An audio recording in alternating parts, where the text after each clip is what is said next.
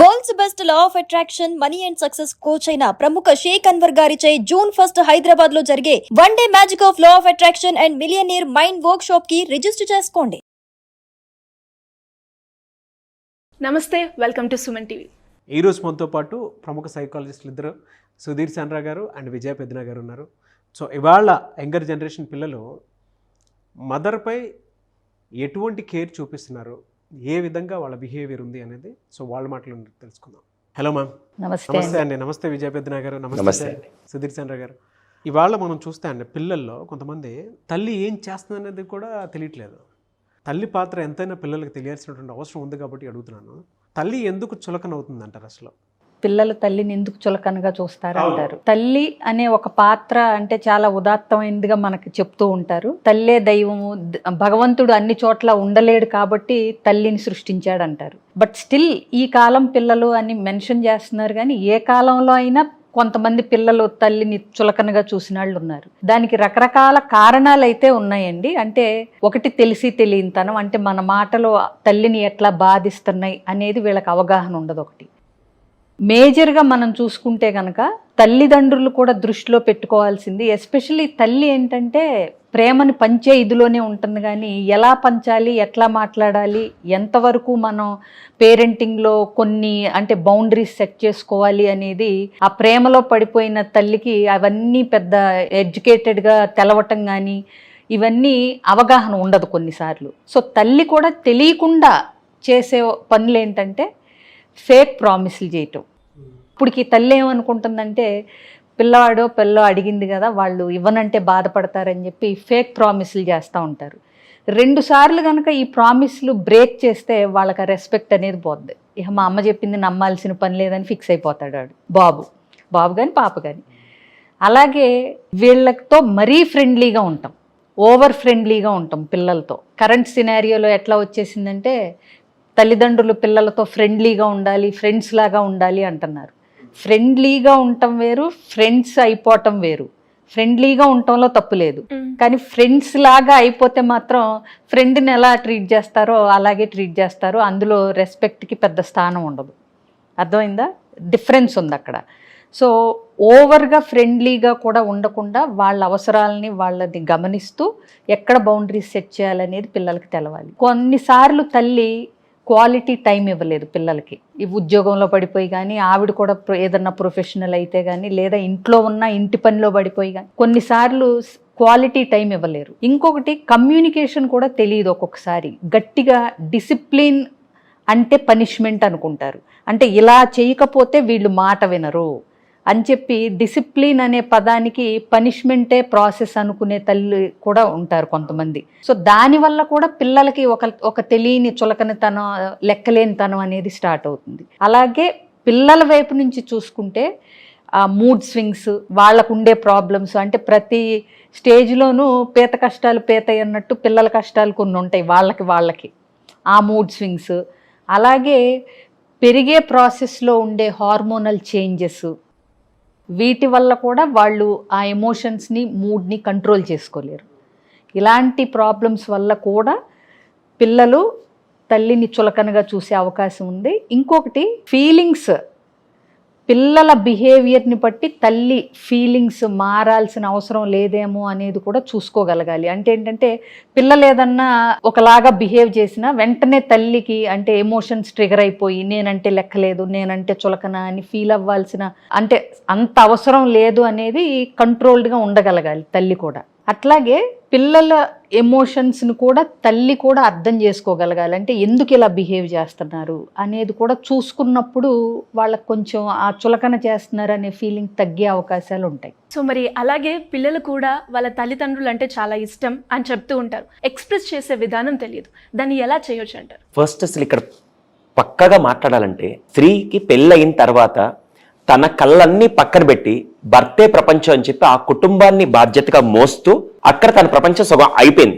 దాని తర్వాత ఒక్కసారి పిల్లలు పుట్టగానే ఇంకా మళ్ళీ ఏమవుతుందంటే ఇక్కడ నా లైఫ్ ఇంకా నేను చూడాల్సిన పిల్లల్ని జాగ్రత్త పెంచాలి, పిల్లల్ని జాగ్రత్త చూసుకోవాలి, నా కుటుంబం ఇదని చెప్పి ఒక బౌండరీ గీసుకొని తన లైఫ్ ని మొత్తం ఒక్కసారి వెనక్కి తిరిగి చూసుకుంటే ఈరోజు 80% తల్లులు, పర్టికులర్గా mothers, they are not happy. ఎందుకంటే ఫ్యామిలీ వల్ల కాదు, యాక్చువల్గా వాళ్ళ లైఫ్ వాళ్ళ డ్రీమ్స్ అన్ని వదిలేసుకొని ఈరోజు ఒక రోల్ తీసుకొని ఆ బాధ్యతని ఫుల్ఫిల్ చేయాలని చెప్పి దానికోసం పనిచేస్తుంటే తీరా అంత 100% ఇస్తూ ఉంటే ఇటుపక్క పిల్లలు బాధ పెట్టడం కానీ ఇటుపక్క భర్త కూడా బాధ పెడుతూ ఉంటే ఆ తల్లి పడే నరకం వేరే లెవెల్లో ఉంటుంది. నేను ఈ మధ్య చాలా బీటెక్ కాలేజ్ డిగ్రీ కాలేజ్కి వెళ్తే అక్కడ మీ మదర్తో మీ బాండింగ్ ఎలా ఉందంటే ఇప్పుడే ఈ రోజు కూడా గొడవ వేసుకొని వచ్చాను సార్. ఇప్పుడే చిన్న ఆర్గ్యుమెంట్ జరిగింది మా మదర్కి. ఆర్గ్యుమెంట్ జరిగినప్పుడల్లా ఆ మదర్కి ఎలా ఉంటుంది తెలుసా, అరే నేను బతికేదే వీళ్ళ కోసం కదా, వీళ్ళు నన్ను అంటూ ఉంటే ఎలా ఉంటుంది. ఇక్కడ మాత్రం 2 విషయాలు మాత్రం చాలా బాధిస్తాయి వాళ్ళని. ఫస్ట్ ఏం తెలుసా, పెళ్లి చేసుకున్న తర్వాత భర్త భార్యని అర్ధాంగి అని చెప్పంటూ ఉంటారు. కానీ ఆ భర్తే ఫస్ట్ జాగ్రత్త తీసుకోవాల్సింది కుటుంబంలో, ఆ తల్లికి గౌరవం ఇవ్వాల్సింది ఫస్ట్ ఆ భర్త. ఆ భర్త ఏం చేస్తారంటే, అరే అమ్మ అలా చెప్తున్నది నువ్వేం పట్టించుకోబాకు, నీ పాటికి నువ్వు చెయ్యి, అమ్మ అలా చెప్తుంటుంది నువ్వేం పట్టించుకోబాకు, నీ ఇష్టం వచ్చి చేయంటే తల్లి యొక్క పాత్రని తల్లి యొక్క గౌరవాన్ని నువ్వే తక్కువ చేస్తున్నావు.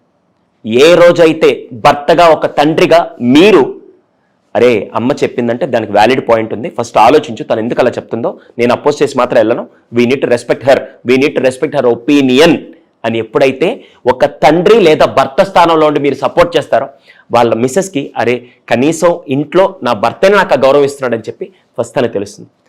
రెండోది అతి ముఖ్యమైనది, మేడం మీ ఇద్దరు ఇప్పుడు సుమన్ టీవీలో వర్క్ చేస్తున్నారు, లేదా నేనే బాస్ని మీరిద్దరు వర్క్ చేస్తున్నారు. మీ ఇద్దరు వర్క్ నాకు ఇష్టం, బట్ మీ ఇద్దరికి అస్సలు గౌరవం ఇవ్వను, ఎలా పడితే అలా బిహేవ్ చేస్తుంటాను. మీ ఇద్దరంటే నాకు ఇష్టం, వర్క్ పరంగా మీ ఇద్దరు ఇష్టం, కానీ మీ ఇద్దరికి అస్సలు రెస్పెక్ట్ ఇవ్వను. ఇప్పుడు ఆయన్ని కూడా నాగరాజు గారు అనుకుంటే నేను గౌరవం లేకుండా పిలుస్తాను, మిమ్మల్ని కూడా గౌరవం లేకుండా పిలుస్తాను. మీరు పని చేయగలుగుతారు నా దగ్గర? లేదు. ఎంత ఉన్నా కూడా ఇష్టం వేరు, గౌరవం వేరు. ఇప్పుడు ఇంట్లో ఎంతమంది తల్లులకి ఆ గౌరవం దక్కుతుంది? చూసే వ్యూవర్స్ అందరూ నేను క్వశ్చన్ అడుగుతాను. ప్రేమ లేకపోయిన వాళ్ళు దాన్ని తట్టుకోగలుగుతారు, ప్రేమ లేకపోయిన వాళ్ళు దాన్ని సర్దుకోగలుగుతారు, కానీ గౌరవం మాత్రం చాలా ఇంపార్టెంట్. తల్లిగా మీరు ఇంట్లో వాళ్ళు ఆ తల్లికి ఆ గౌరవం ఇవ్వండి. ఆ గౌరవం ఎప్పుడైతే దొరకదో ఆ తల్లి కొన్ని రోజుల తర్వాత ఎప్పుడో లైఫ్లో ఒక్కసారి నా ప్రతి తల్లి కనిపిస్తుంది, వీళ్ళ కోసం నేను పనిచేసింది, వీళ్ళ కోసం ఇదంతా నాకు ఎందుకు అవసరం అని ప్రతి తల్లికి ఖచ్చితంగా లైఫ్లో ఒకసారి అనిపిస్తుంది. కానీ దయచేసి నేను చెప్పాలనుకున్న 2 పాయింట్స్ మాత్రం, ఫస్ట్ వన్, వీలైతే ఆ తల్లికి రెస్పెక్ట్ ఇవ్వండి. ప్రేమ కొన్నిసార్లు తగ్గొచ్చు, ఎందుకంటే కొన్నిసార్లు వేరే మూడ్ స్వింగ్స్ ఇవన్నీ జరిగి ప్రేమ తగ్గొచ్చు, కానీ గౌరవం మాత్రం అమ్మా మేబీ నాకు నువ్వు చెప్పే పాయింట్ నచ్చలేదు, బట్ నువ్వంటే నాకు ఇష్టం, నేను నీకు గౌరవం ఇస్తా, ఆ విషయాలు మాత్రం నేను గౌరవిస్తా, కానీ ఒక్క విషయం మాత్రం ఇలా ఉంటాను అని చెప్పి ఎక్స్ప్రెస్ చేసే విధానం చాలా ఇంపార్టెంట్. రెండోది, భర్తగా ఒక ఫాదర్గా ఆ పర్సన్కి పిల్లల ముందు మీరు ఎంత రెస్పెక్ట్ ఇస్తే పిల్లలు దాన్ని చూసి నేర్చుకుంటారు. అరే మా నాన్నగారు రెస్పెక్ట్ ఇస్తున్నారు, మా మదర్ ఒపీనియన్ కూడా ఆయన గౌరవం ఇస్తున్నారని చెప్పి పిల్లలు అబ్జర్వ్ చేసి పిల్లలు చూసి నేర్చుకుంటారు. ఇది మాత్రం మోస్ట్ ఇంపార్టెంట్ ఆస్పెక్ట్. అలాగే చూసే వాళ్ళందరిని అడుగుతాను ఒకే ఒక క్వశ్చన్, పిల్లలు చూసే వాళ్ళైతే మీ మదర్కి మీరు నిజంగా అంత రెస్పెక్ట్ ఇస్తున్నారు? ఎందుకు సార్ ఇది మదర్ని పర్టికులర్గా ఈ టాపిక్ ఎందుకు తీసుకున్నారంటే కూడా నేను కారణం చెప్తాను.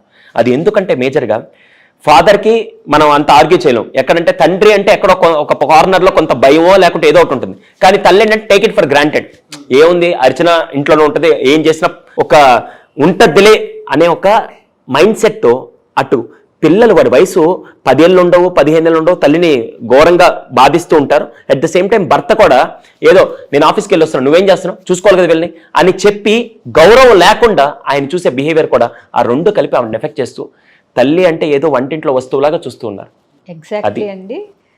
ఇప్పుడు పిల్లలు చూసి నేర్చుకుంటారు. అదే main through our behaviours we teach more than through our words. ఎప్పుడైనా సరే మనం ఎలా బిహేవ్ చేస్తున్నప్పుడు వాళ్ళకి ఏం అర్థమవుతుంది అన్నది చాలా ఇంపాక్ట్ చూపిస్తుంది. ఇప్పుడు సుధీర్ గారు అన్నట్టు తండ్రి రెస్పెక్ట్ ఇస్తే ఆటోమేటిక్గా పిల్లలు దాన్ని అందిపుచ్చుకుంటారు. ప్లస్ తల్లి కూడా, ఆ స్త్రీ కూడా, తల్లి కూడా తన గౌరవాన్ని కోల్పోతున్నప్పుడు తన కోసం తాను నిలబడగలగాలి ఎంతో కొంత. దాన్ని అంటే ఆదిలోనే అంటే చిన్నపిల్లలే ఆ డిస్రెస్పెక్ట్, ఆ గౌరవం లేకపోవటం అది చూసినప్పుడు వాళ్ళని పనిష్మెంట్ ఇచ్చి చెప్పక్కర్లేదు, కానీ క్లియర్గా చెప్పొచ్చు. అంటే ఏంటి, ఇప్పుడు ఒక పాప ఒక తల్లిని గబుక్కున కోపంలో తను అడిగిన ఎక్స్ట్రా బిస్కెట్లు ఇవ్వలేదనో ఏదో ఒకటి అని చెప్పి, ఇది జరిగింది నాకు ఆల్రెడీ క్లయింట్తో, you are a bad mother అనేసింది.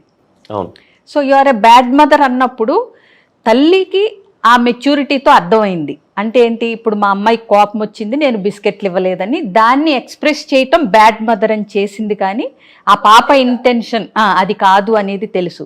బట్ ఆ తల్లికి ఇంకొక బాధ్యత కూడా వచ్చింది అప్పుడు. ఏంటి, ఇప్పుడు గనక నేను ఈ మాటని కరెక్ట్ చేయకపోతే ఈ బ్యాడ్ మదర్ అనే మాట ఇంకెన్నిసార్లైనా రావచ్చు. ఎందుకంటే ఆ పాప తెలియకుండానే తన కోపాన్ని ఆ మాటని లింక్ చేసుకుని ఎప్పుడు కోపం వచ్చినా నువ్వు bad mother, I hate you, ఇలాంటివి అందనుకోండి కష్టం. కాబట్టి ఆ తల్లి ఏం చేసిందంటే, నువ్వు ఎవరికన్నా నీ ఫ్రెండ్స్లో ఎవరికన్నా నచ్చకపోతే వాళ్ళు నిన్ను బ్యాడ్ అంటే నిన్ను నువ్వు బ్యాడ్ అనుకుంటావా, నువ్వు ఫీల్ అవుతావా అంటే లేదు అందా పాప. సో ఇప్పుడు కూడా నీకు తెలవాల్సింది ఏంటి అంటే, నువ్వు నన్ను బ్యాడ్ మదర్ అన్నంత మాత్రాన నేను బ్యాడ్ మదర్ని కాదు. సో కాబట్టి కొన్నిసార్లు వాళ్ళన్నా నువ్వు కాదని ఫీల్ అవుతున్నావో, నీ కోపాన్ని నువ్వు అలా చూపించినా నేను బ్యాడ్ మదర్ కాదనేది ఇప్పుడు నీకు తెలిసిందా అని అడిగితే ఆ పాపలోకి ఆ మాటలో సింక్ అవుతూ అబ్జార్బ్ అవుతూ ఓకే అని చెప్పిన తర్వాత, కాబట్టి ఇప్పుడు నీకు బిస్కెట్స్ ఇవ్వద్ది, మళ్ళీ తర్వాత నువ్వు సరైన ఫుడ్ తినలేవు. కాబట్టి సో నీ కోపాన్ని ఎక్స్ప్రెస్ చేయటానికి నువ్వు మాట్లాడే మాటలు కూడా కన్సిడరేషన్లోకి తీసుకోవాలి. నాకు కోపం వచ్చిందమ్మా, నాకు ఇంకా బిస్కెట్స్ కావాలి అని అడగగలగాలి తప్పితే బ్యాడ్ మదర్ అనేది నువ్వు అనటం వల్ల ఉపయోగం ఉండదు. పైగా నువ్వు ఫీల్ అవుతావు, నీ ఫ్రెండ్స్ నువ్వు బ్యాడ్ గర్ల్ బ్యాడ్ ఫ్రెండ్ అంటే ఫీల్ అవుతావా? అవుతానమ్మా. మరి నేను కూడా నువ్వు నన్ను బ్యాడ్ మదర్ అంటే కొంచెం ఫీల్ అవుతానా? తలూపుతుంది అమాయకంగా. ఎంతండి 5-6 ఏళ్ళు. సో నేను అనేది ఏంటంటే తల్లిదండ్రులు కూడా, తల్లి కూడా ఎస్పెషలీ మన టాపిక్ అది కాబట్టి, పిల్లలు ఒక బౌండరీ దాటి చులకన చేస్తున్నారు, గౌరవం చూపించట్లేదు, రెస్పెక్ట్ ఇవ్వట్లేదు అన్నప్పుడు ఆదిలోనే దాన్ని కరెక్ట్ చేయాలి, ఖండించాలి, ఒప్పుకోను అనేది చెప్పగలగాలి ఇంకా పెద్ద పిల్లలైతే. సో మేడం గారు బ్యూటిఫుల్ ఎగ్జాంపుల్ ఇచ్చారు. మరి అలాంటి సిచ్యువేషన్స్ వచ్చినప్పుడు మనం ఎలా హ్యాండిల్ చేయాలి యాజ్ అ మదర్గా? ఫస్ట్ మదర్ కంటే ఫస్ట్ ఇక్కడ ఉండే వాళ్ళందరికీ ఒక యాక్టివిటీ ఇస్తాను.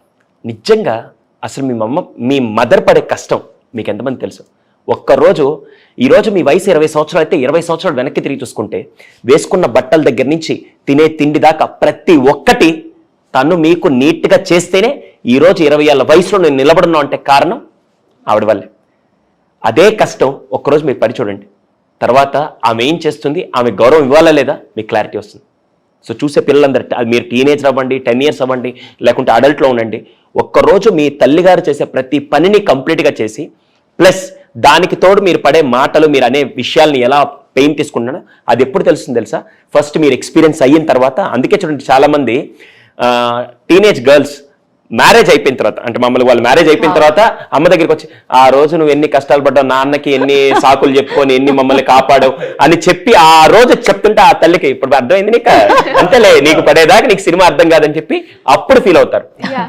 అబ్బాయిలు ఎప్పుడు ఫీల్ అవుతారు తెలుసా? తండ్రి దగ్గరికి వచ్చి, ఆ రోజు నువ్వు నన్ను కొట్టినా నాకు అర్థం కాలే, ఇప్పుడు చూడు మా వాడు నాకు సినిమా చూపిస్తుంటే నాకు బొమ్మ కనపడుతుంది. అలా మై సిన్సియర్ రిక్వెస్ట్, దయచేసి మై హంబల్ రిక్వెస్ట్, వీలైతే పిల్లల కోసంగా తల్లి ఎంత ఆలోచిస్తుంది అనేది మీరు ఒక్కసారి తల్లి పాత్రలో ఉండి మీరు ఆలోచించగలిగితే, లాస్ట్ ఫైనల్గా ఒక విషయం చెప్పి నేను క్లోజ్ చేస్తాను. ఒక అతను నేరుగా ఇంటికి వచ్చాడు. ఇంటికి వచ్చేసరికి ఇల్లంతా చిందరబందరగా ఉంది, మొత్తం టాయ్స్ ఎక్కడ పడితే అక్కడ పడేసి ఉన్నాయి. ఏంట్రా బాబు ఎవరైనా దొంగలు వచ్చారని భయపడి ఒక్కసారిగా ఏమే అని పిలిచాడు వాళ్ళ వైఫ్ని, రాలేదు. పిల్లలు పిలిచే రెస్పాన్స్ లేదు. ఏంట్రా అని చెప్పి వంటింట్లోకి వెళ్ళగానే గ్యాస్ స్టవ్ వెలిగించేస్తుంది, మొత్తం వాటర్ పొంగిపోతూ ఉన్నాయి, పక్కన యుటెన్సిల్స్ అని వాష్ చేయకుండా అక్కడ పడేస్తున్నారు. ఏంట్రా బాబు అని చెప్పేసి మళ్ళీ పిలిస్తే ఎవరు వినపడలేదు. నేరుగా పరిగెడుతూ బెడ్రూమ్లోకి వెళ్ళాడు. బెడ్రూమ్లోకి వెళ్ళగానే బెడ్ మీద ఉండాల్సిన బ్లాంకెట్స్ అవన్నీ కింద పడిపోయి ఉన్నాయి. పక్కన వాష్రూమ్లో వాటర్ ట్యాప్ తిప్పేసి వాటర్ అంతా వేస్ట్ అయిపోతుంది. ఏంట్రా బాబు కిడ్నాప్ ఏమైనా జరిగింది, దొంగలు ఎవరైనా వచ్చారు ఆశ్చర్యపోయి ఇలా తిరగంగానే వాళ్ళ ఆవిడ నీట్గా పడుకొని కథల పుస్తకం చదువుతూ ఉంది. ఏమైంది, ఏంటి ఇల్లంతా అలా ఉంది, ఏమైంది, ఎవరైనా దొంగలు వచ్చారంటే, ఏ లేదు, రోజు మీరు ఆఫీస్ నుంచి ఇంటికి వచ్చి నేను ఆఫీస్కి వెళ్తున్నాను, పిల్లలు స్కూల్కి వెళ్ళిపోతారు, రోజు దీనికి సాయంత్రం దాకా నువ్వేం చేస్తుంటావు అడుగుతారు కదా, ఈరోజు ఒక్కరోజు నేనేం చేయకుండా ఉన్నాను, చూడండి మీ కొంప ఎంత బాగుందని చెప్పాను. ఒక్కసారి ఆ తల్లి పాత్ర లేకుంటే మీ జీవితం ఎలా ఉంటుందో ఒకసారి ఆలోచించుకోండి. సింపుల్ గా చెప్పండి. సో అమ్మ విలువ ఒక్కరోజు మీరు ఆ అమ్మ క్యారెక్టర్లో ఉంటేనే మీకు అర్థం అవుతుంది. ఇదే ఫస్ట్ సొల్యూషన్ దీనికి. వీలైనంత వరకు మీ ప్రేమతో పాటు తల్లికి ఇవ్వాల్సిన గౌరవం మాత్రం ఖచ్చితంగా ఇవ్వండి. డెఫినెట్గా. Thank you sir, thank you so much Sudheer Chandra garu, thank you so much Vijaya Peddana garu, thank you.